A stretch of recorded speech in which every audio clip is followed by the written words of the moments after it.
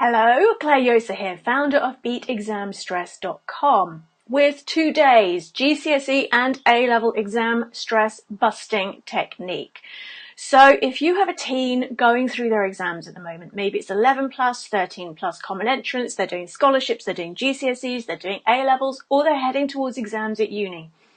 Today's tip will really help. When kids get stressed, it affects the way the brain works. It makes it harder to concentrate, harder to retain information when you're revising, harder to access it when you're in the exam. Allowing them to be able to cut their stress levels naturally and easily, even if they're already sitting in the exam, is a vital skill and can really increase their exam performance. And for me, with my son, more importantly, they can leave the exam with that sense of knowing that they've really done their best and they didn't get stressed out and they didn't mess up. So today's exam stress tip is, when we're stressed, we know as grown-ups, we tell ourselves drama queen stories, yeah? Or drama king stories, depending on your preference. The stories in our heads are actually what create the experience of stress. You can have physical stress where maybe you have been physically working too hard and the body is feeling fatigued. But that mental stress, it comes from the inner dialogue, okay? This is why two people can go through the same experience and have completely different responses. So the skill we're teaching our children in this technique is being able to start questioning the stories that they're telling themselves so that they don't believe everything that their monkey mind is saying anymore, and it gives them back their ability to choose which thoughts to feed. So for my son who's been doing exams, with him, sometimes he'll sit there and he'll say things like, this is your warning signs, okay? You want to listen out for these words. I never get that right. I always mess up that kind of question. I'm no good at such and such. In the psychology and NLP world, these are called generalizations. It's where you take a tiny piece of data and you say it's always true under every circumstance.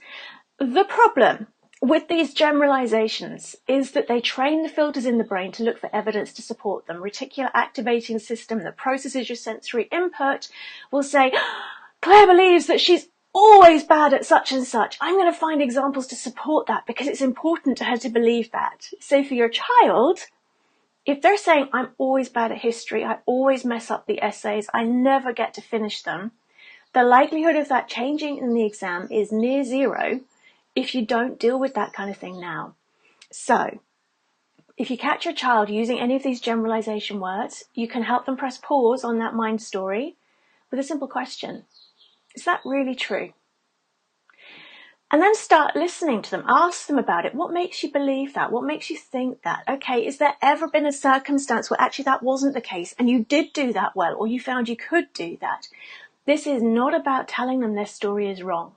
This is not about criticizing them. This is not about guilt tripping. It's about helping them to unravel those stories in their heads so that they can set themselves free from the always, never, can't, so that they can open up to the possibility that maybe this time they might get the essay finished. Maybe this time, with the right preparation, they can answer that kind of question. Maybe this time they could do it. Because when you open up those possibilities, you give your child unconscious permission to do their best. So that is your exam tip for today. If you catch them saying I can never, I always, I'm not good enough, anything that's got the never, always, or an identity level statement, I am not good enough, I am rubbish at geography, pause. Really? Is that true? Who says? Yeah? And start uncovering alternative things that they could believe.